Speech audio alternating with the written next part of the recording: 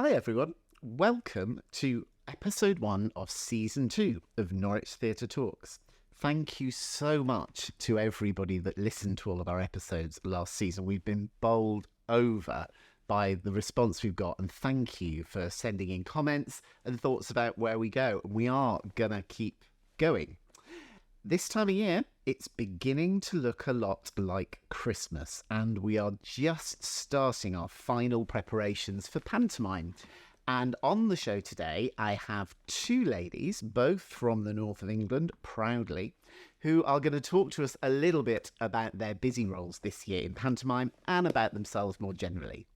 Later in the show, we're going to continue our theme of meeting members of the Norwich Theatre team. And today, just as she's preparing to get panto underway and all of the stuff that goes on with that, we're going to meet Rebecca Lyon, our head of media and communications. But first, oh yes, it is. It's our panto baddie for 2023, playing the evil fairy, but perhaps best known for an iconic role in Coronation Street for more than 30 years. It's actress and Norwich's newest resident, Beverley Callard. Beverley, welcome to Norwich Theatre Talks. Thank you for being my first guest of season 2. Fantastic. I feel honoured. And welcome, let's start with a welcome to Norwich and Norfolk as well, because lots of people might not know, but you moved here a couple of years ago. It's about nearly 18 months ago. Right. And to be honest, it was by accident, really. Really? Yeah, I left Coronation Street in 2020. And we'd lived in Manchester, because obviously you've got to be near the set. And we felt, both John and I, my husband John and myself, we felt as though we were in the top left-hand corner of the country. And it seemed to take us hours to get to anywhere. Yeah. And so we felt sort of hemmed in a bit, and we said, right, we're going to move a bit further south. But we wanted something a bit more rural, but to be able to work in London. But I've lived in London before. Yeah. When I was much younger, jobbing actresses tend to live in London. Of course. But I didn't want to do that again. And we looked in Suffolk. Well, we looked in Kent first. Okay. So top left-hand corner to bottom right-hand corner. Absolutely. See where you're going there. Yeah. We looked at Kent first because John's from Kent. Okay. And his mum is 91 and she still lives there. Right. And you know what? We couldn't afford it. No. Oh my goodness! I couldn't believe the price. We knew we were going to downsize, but not. We would have had to downsize to a shed if we went to A shed in the garden of England. Absolutely, that's exactly it. And then we were driving back from Kent, and one of John's ex-army mates said, "I live in Norfolk. Come and stay with us for a night." And so we stayed with them on the way back, and we just fell in love with it. Yeah. And then I looked at houses, got onto Rightmove, as you do. Not that I Addicted want to Rightmove after a Oh, while, don't you do. It is Yeah. so Yeah, addictive. And we found a house, and we did it. And everybody kept saying, "Why have you gone there? Why have you gone there?" And honestly, we can't believe how wonderful it is. Yeah. We're in Loddon, Yeah. which is about 25 minutes away Yeah. from Norwich city centre. But we love it. It's it's a story I know well, because as loads of people know, I moved from Manchester to Norwich. We were living, in the village, in the middle of Yes. Manchester, and then we moved here. And people say that, don't they? There's two things to it. Firstly, people get it's really different, but then there's why would you leave Manchester? You know, that sort of pride Absolutely. thing. Why would you? And also, I guess, why would you go from the north to the south? Did you get a bit of that? I suppose we did a bit, but people kept saying, "Do you not feel you're missing out on everything?" But to be honest, our life is so much fuller. Yeah. Because, but also, obviously I'm working in London so much, but just as you hit the roads in Norfolk, you think, I'm home. Yeah. And the people have adopted me. Yeah. The people are kind and friendly, and I just find the pace of life a little bit slower, and I love it. It's that thing, isn't it? And you look at like data, and the Northwest, it's so tightly packed. Those what was the figure somebody told me? So 900,000 people live in Salford, 900,000 people live in Norfolk. You think, wow, the space that kind of gives you physically, the kind of headspace as well. And the big skies. Yeah. Everybody talks about it, and until you see it, the sunsets are just mind-blowing. And it's that Norfolk, that there is that sense, people from around here aren't from around here. But my experience was the same. The kind of welcome that I got going to, moving into a community, and you're obviously out in the countryside, and very different kind of way of life. You had that sort of feeling of acceptance. Totally. Yeah. Totally.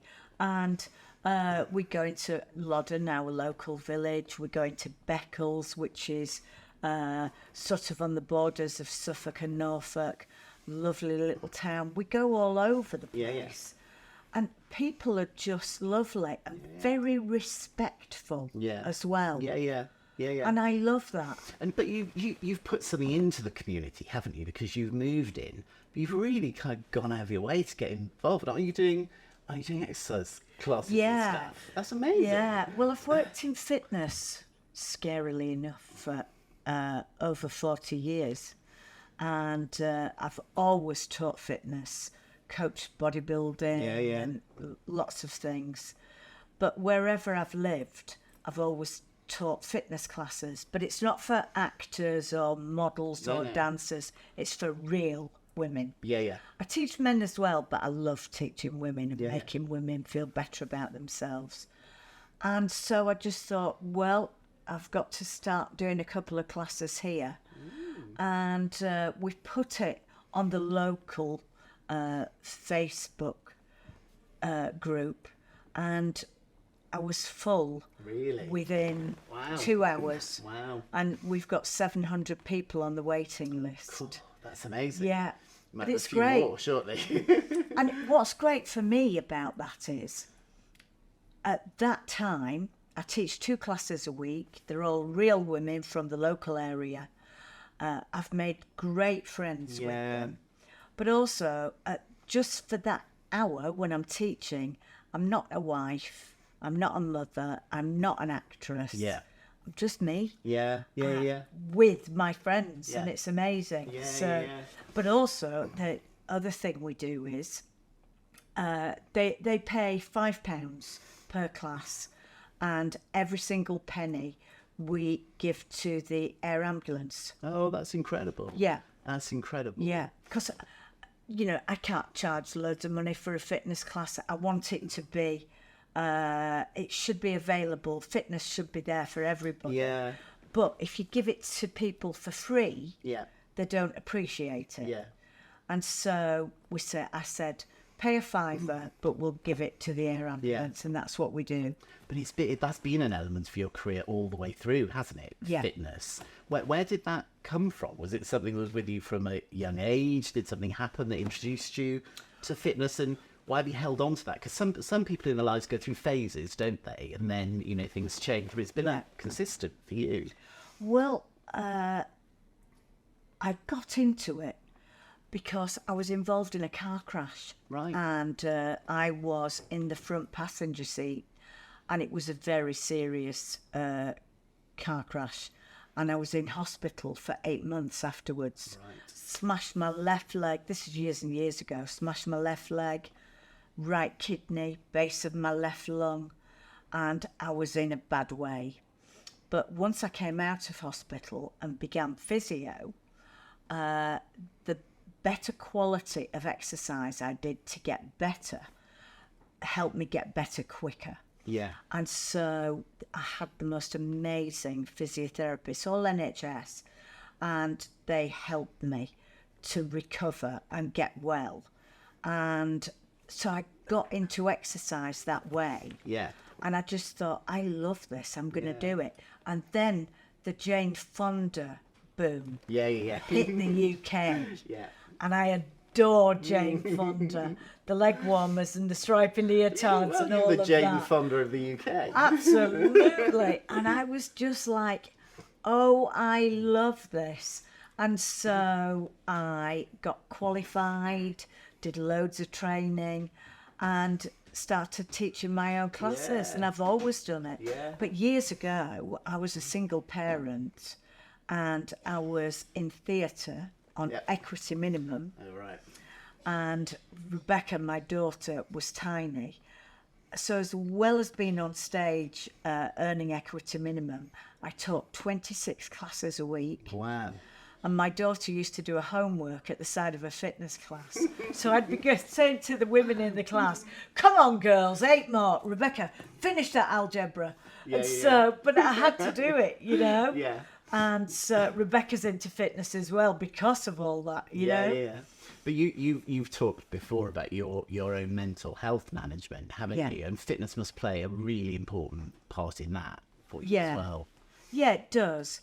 I think when we get onto mental health, I think it's really everybody should talk about it. Yeah. I really think that. But also, it worries me slightly that people can use mental health like a Chanel handbag. Yeah. It worries me. It's becoming an excuse and becoming trendy. Genuine mental health, poor mental health and mental health problems are so... You become afraid, you become alone. Yeah. And so I think the more we talk about it, the better. But I think it's got to be absolute, straightforward, blunt conversations. Yeah. Now, when it comes to fitness, you know, often you hear people say, oh, well, if you're fed up or if you're suffering from mental health, go to the gym, do yoga, do this, do that. It depends where you are and what stage you are in mental health. If you're in that black hole and in a deep depression, you can't work out. No. You can't. You have all on to stay alive and to come out from under your duvet. Yeah. You know, and so exercise is great for it when the time is right. That's right. Absolutely, because nobody's mental health management approach is going to be the same, as it was all wired differently. I totally agree with you. The thing that's the thread throughout it is not having that sense of shame that we can talk about these things, because that's kind of empowering and accepting, isn't it? If you can feel that somebody's lived inside the kind of headspace that you're living in. But it's a brave thing, I think, when you're in the public eye to do that, or certainly it has been. You say it's becoming more current now, and like a Chanel handbag to do it. But, you know, when you were doing that, and certainly, you know, it was bold, yeah? Well, to be honest, everybody said at the time, I was hospitalised in 2010. Yeah. And I had to undergo ECT because electroconvulsive therapy. And I had to have 12 because they couldn't find a medication that would help me at that time. And to be honest, I wasn't bold. I was under scrutiny from the tabloids. Right. And because they knew I was away from work, from Coronation Street, and they wanted to know why. Well, with journalists pretending to be other patients' visitors, trying to get into the hospital. And it was really difficult. I don't think they're allowed to do that anymore now. I think they're not allowed to write about health now, or poor health. But to be honest, they wanted to know why I was away from work. And after I'd come out of hospital, John and I were being followed, and it was really, really difficult. And so I just put it all the notes from therapy sessions and from counselling I'd had, I just put into a book, and I thought, at least if I tell it, it's the truth, rather than some journalist who I don't know making it up. And that's why I did it. It wasn't brave. I just thought, I've got to do it. There's no point telling lies about it. Just tell the truth. And I was amazed at the response, because I did feel ashamed. I did feel embarrassed, and I was frightened. And the response just from other people who were suffering, it was amazing. And I'm so glad I did it. But I wasn't brave. It was just out of necessity that I did it. But I'm so glad I did. It's about the story, isn't it? And one of my previous guests on this sofa has been Joe Trissini, a good friend of both of ours. Absolutely. Who has followed a similar path. He wrote a book. That was a really big thing for him.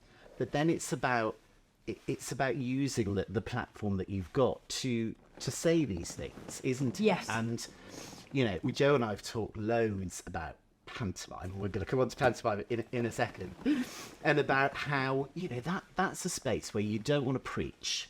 It's not right. But you can say something, can't you? You can put messages across in that space. And Joe is always really kind of clever about doing that, because, you know, theatre's a safe space for people, isn't it? And at Christmas, people need that kind of joy and that uplifting thing, don't they?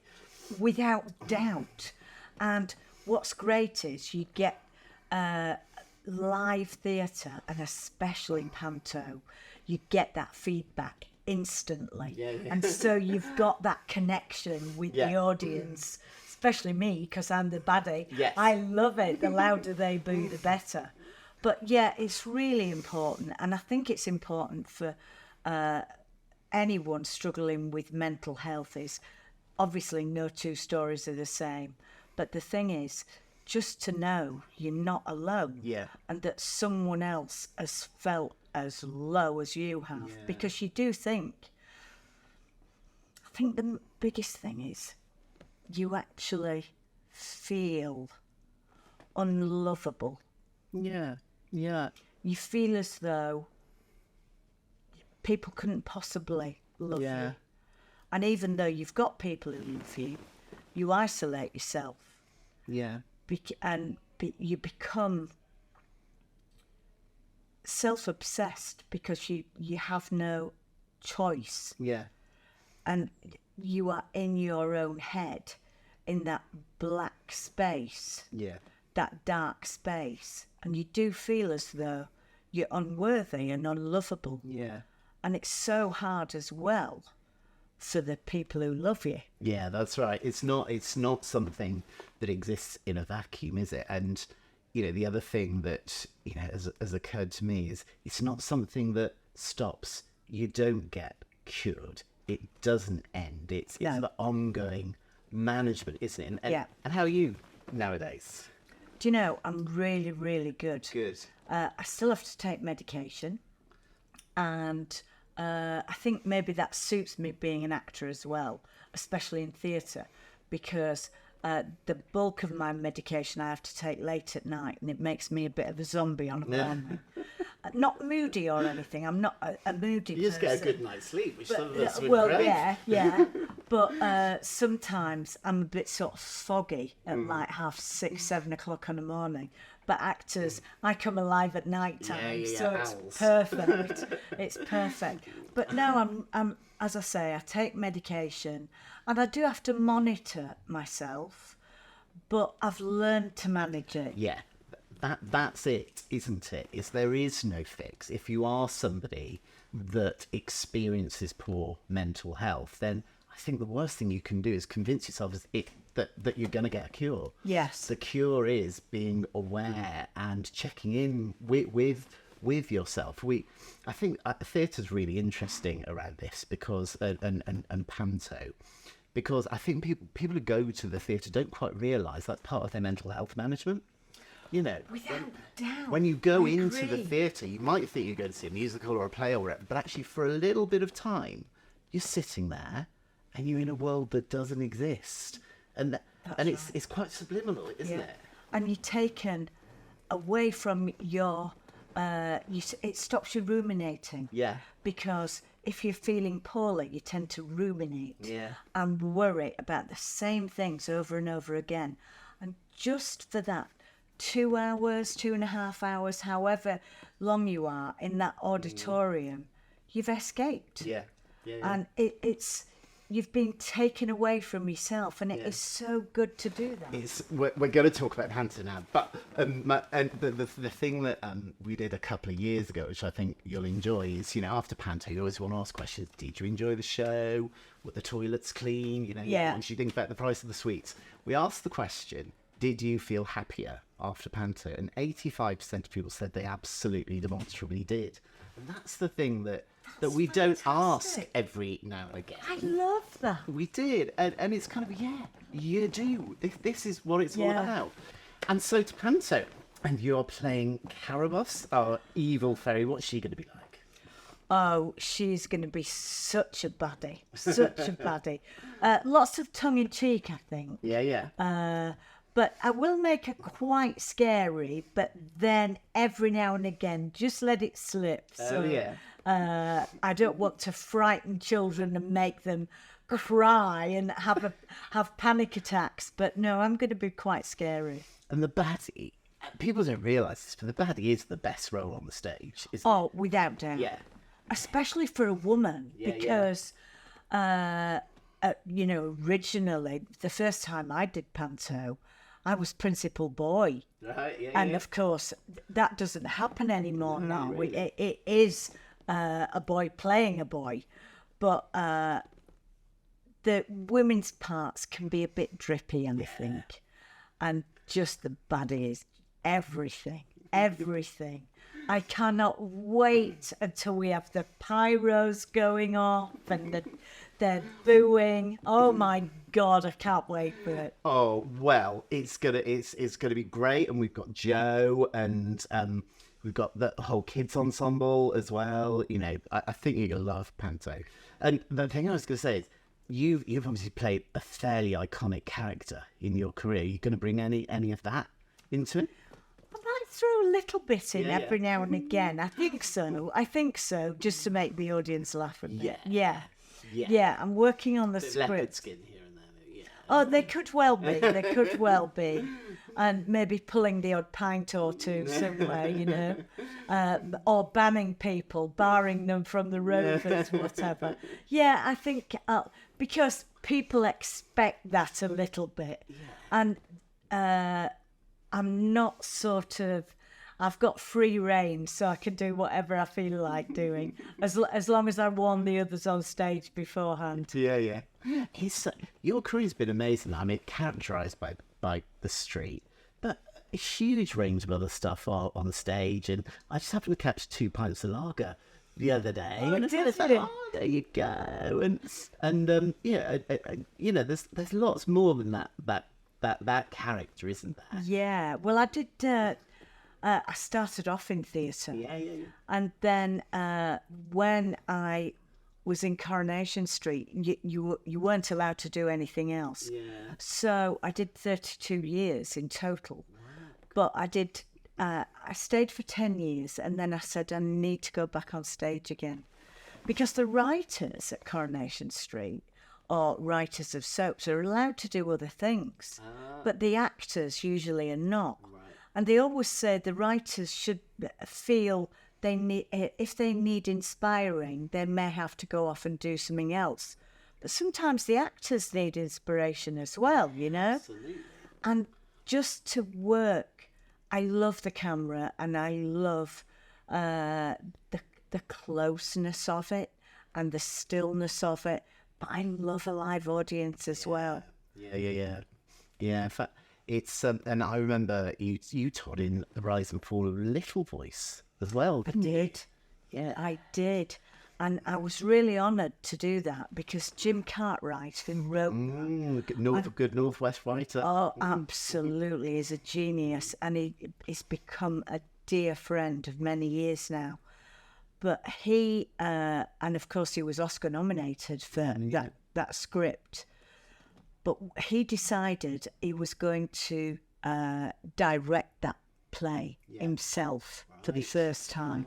Wow. And he chose me to play the lead, Mari. And it was amazing. And we were originally touring, but just for 12 weeks. We opened in Guildford, and then we were going round the UK for 12 weeks. And we were so sold out and so packed. We ended up doing 33 weeks. Wow. It was amazing. I was knackered. Yeah, I bet. Absolutely knackered. But I loved it. Yeah. Loved it. Well, we are so excited because when I heard you moved to Norwich, I remember saying to one of my colleagues, Panto, we gave you a while to settle in and find your way around, and then we got you. Honestly, I am just delighted. I cannot wait for the opening night. I cannot wait. And also, it'll be great to maybe do Q&As with some of the audience. And that meet people. And I love it when they come to the stage door and we'll have chats and everything. Yeah. I love all that. And it's wonderful because local, I mean, theatre in London, it's great, isn't it? It's amazing. But local theatre, and you know the Northwest, that's where it thrives. Yeah. It's really important, isn't it? Oh, without doubt. And this is part of the community. Yeah, that's right. You know, people come to the theatre for lunch or have something to eat before the show. And that's what we want. So we connect. Because it's such a beautiful city as well. Yeah. And we connect with everybody here. That's what I want more than anything. Well, Beverley, it is a community, and welcome to the Norwich Theatre community. We can't wait for Panto. Thank you so much for joining. Thank you so much. Thank you. Wakey, wakey, rise and shine. It's Norwich Theatre's pantomime, Sleeping Beauty, the Fairy's Tale. Starring Hamilton's Carl Queensborough as the Prince. Don't lose your head, it's Millie O'Connell as the Princess. Back for his 23rd year, Norwich legend Richard Gauntlet as the Queen. YouTube sensation Joe Trissini as the Good Fairy. And watch out, she's behind you. It's Corrie's Beverley Callard as the Evil Fairy. At Norwich Theatre Royal from 9th of December to the 7th of January. Get your tickets now. Rebecca, welcome. Hello. To Norwich Theatre Talks. And I have to say, I feel a bit funny welcoming. I know, I you. feel funny sitting here. And I feel weird that I can't see you over there as we're doing this. I'm because, surprised how big this couch is. It well, doesn't look and you this big over sink there. in, don't you, as well? You can see where you sit on a left. And this feels far away, but Well, and this has something on it. this does doesn't have it? something on it. So, Norwich Theatre Talks is now an award-winning podcast. And Rebecca, congratulations. Oh, thank because you, and Rebecca's you. going to talk about her role in a second, but part of that has been coming up with the relaunch of the podcast and how we do it. And I just sit here and chat rubbish.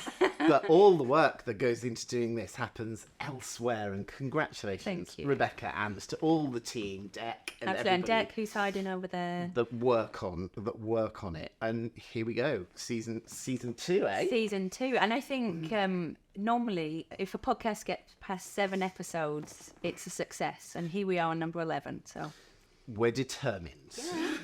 we're award winning. Now, you have been with Norwich Theatre for 2 and a bit years now, and your role is Head of Media and Comms. Tell us a bit about what that means. Okay. So, Head of Media and Communications, I look after publicising the theatre, raising the profile of everything we do. So not just the shows, but all our creative engagement work, our bars, restaurant, our work in community. I get to shout about it all day. So what does that kind of And look like glitz and glam parties all the time. There's more of them coming now. Yeah, they are ramping up. We work with the press a lot. Yeah. We invite the press in to come and meet people. We put a lot of writing out, so we do a lot of magazines and news stories in Norfolk, but wider as well. Yeah. We do all the social media channels. Yeah. And we do different things on each of those. We do the website, the screens that you see at the theatre. A little bit involved in everything. And it's you said it's about kind of promoting shows and selling tickets, but also talking about what we do, and that's an important bit of your role, isn't it? Is that I think a lot of people see Theatre Royal, they might not see Playhouse as being part of Norwich Theatre. They might see the musicals, but they possibly don't see the amount of community engagement work. Yeah. And, putting out that kind of increasing and developing people's understanding, that's quite important, isn't it? How do you do really that? important, and it's the bit I really love. I mean, you'll see me in the theatre every week. I love watching the shows, but just being able to show the breadth of what we do and the difference it has on people. Yeah. And that we're a charity and that we don't get any funding. We do it all ourselves. Yeah. It's really important. So any opportunity we can, we keep mentioning that. Yeah. And talking about people's support and people's love for the theatre in the region. It's about you often say it, and you go there first. It's about demonstrating impact, isn't it? So we do a lot of community engagement work, but actually that impacts people's lives. We raise money to support our work, and this is the impact the money has. People kind of can miss that sometimes. I think can't so. they? And that's what I love about my job. I get to tell stories tell stories of the outcomes of what it is we do. Yeah. And it's not just numbers. It's not, we've reached 10 people or whatever. It's actually coming and joining in this session has made someone feel braver. Yeah. Or has made them feel happier. Yeah. And it's that bit I love. But you are often seen shepherding a star turn across the zebra crossing on Theatre Street over to the BBC. Yes. That's a big bit of the role. That's a isn't really it? fun bit. Yeah. Yeah, it is. I was hanging out with the tiger, Richard Parker. Oh, yeah, from Life of Pi. Yes, last month. Yeah. How was he? Quite demanding? Big rider? He was scary. Was he? He was Yeah. scary. Yeah, and that's why it's so great. We had the Ukraine Symphony Orchestra in. Yeah. And we did some news coverage with them, and being able to listen to their stories. Yeah. It's really special. There are some funny moments, though, too, aren't there? There are. I mean, they say never meet your heroes. There can be an unpredictability to some of that, can't there? Yes, there can. People with very strange cafe requests and getting in a slight tempo when they Okay, yeah. when we can't serve them comes to mind. Yes. Or, particular requests can be. There are funny stories that abound. I'll never forget, and I will not name the person, but escorting somebody myself years ago to do one of these things, and live on air, this person, it was a radio interview, this person asked the presenter out. And I think everybody that works in media and comms has done that kind of thing, has their funny moments, don't they? Whether it's with a celebrity or an event or something funny that's gone wrong. Have you got one? Oh gosh. I'm not sure. I do remember last year when we had the panto and we'd set up, Joe Trissini was going to come live on Look East, which is across the road from Theatre Royal. And it was a 2-show day. He'd just come off stage and I was getting him, waiting outside his dressing room to pick him up. And he came out, he was finally ready. And I'd completely forgotten that 1,000 people were also coming out of Theatre Royal right when I needed to walk the star of the panto across the road. It took us ages. Were you late? Yeah, we were really late because we had to keep stopping. Everyone wanted, and Joe's so lovely, he does want to chat to everyone. Yeah. So yeah, that wasn't my finest scheduling moment. And what was your career path into working in comms? Where did that come from, and what was the route to get here? Well, it's interesting listening to Beverley earlier because, of course, I'm from Northwest too, doing a northern takeover today. And then went to uni down in South Wales where I did English and theatre. And then my husband, who's also called John, if our husband John take over as well, he's local. And so after we both graduated, we said to each other, right, whoever gets a job first, the other one will move to that area. Okay. Yeah. But then I got a job first down here, so it was meant to be. That was a handy compromise. It was a good compromise. But I share Beverley's sentiments on the climate to the big sky and the space. And so I was in books. I started off in literature down here, and then moved into comms for conservation. Yeah. And then found my home here at the theatre. And I actually remember, I think it was when we first met, you saying that actually you've been an avid Friends attender, because drama's really I love your drama. passion, isn't it? Definitely. And you were a really regular attender at Theatre Royal before you came to work for us. Oh gosh, yeah. I've saved a fortune working because I get to come on press night now. Oh, I see anything. And I used to have, well, I still do, a bunch of friends. So I have a drama friend and a ballet friend and a music friend, and then a random who would come to anything. And so, so I was really lucky that I've got groups of people who would like to come with me. Yeah. That's handy, isn't it? Having a passion for stories, and that's your job. You're kind of creating. I'm so lucky. I'm creating stories. I'm experiencing stories, and I loved what Beverley was saying about when that moment you can escape in the theatre. Yeah. But for me, there's like an extra bit of you're escaping, but you're also with that whole audience who are escaping with you. And I think that's its magic. It's different from TV or a book because you're with all those people as well, and that togetherness is really important to me. Beverley was also, in part of telling her story, talking about her challenges with the media and, you know, working in that kind of world that can be challenging as well, isn't it? It's not all plain sailing sometimes. How do you handle that? It can be really demanding, and you know, I've had phone calls middle of the night and all sorts of people trying to get comments out of you. You just got to keep calm. You got to keep calm. You got to know what your line is. It helps when you've got a chief exec who can talk really well. What? Do introduce me.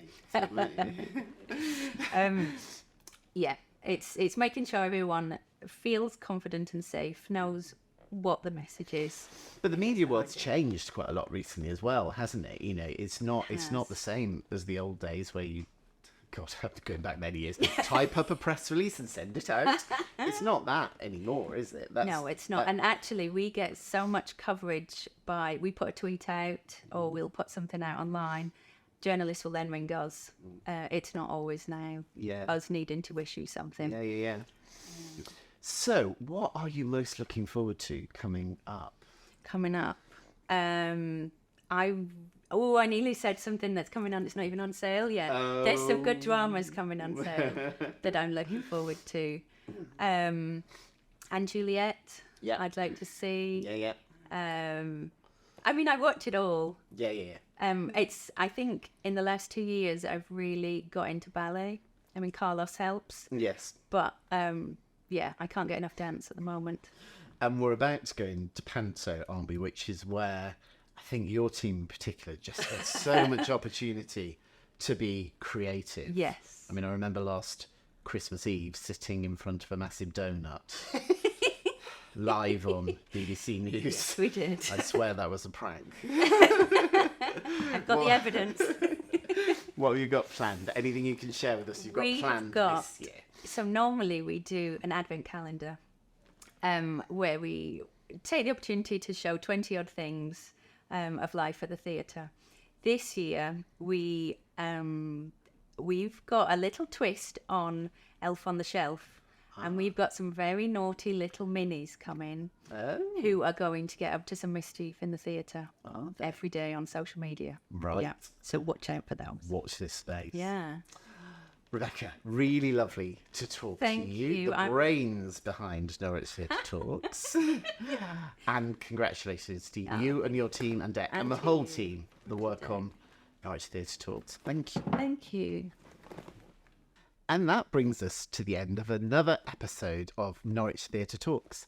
Thank you very much to my guests, Beverley and Rebecca, our two girls from the Northwest.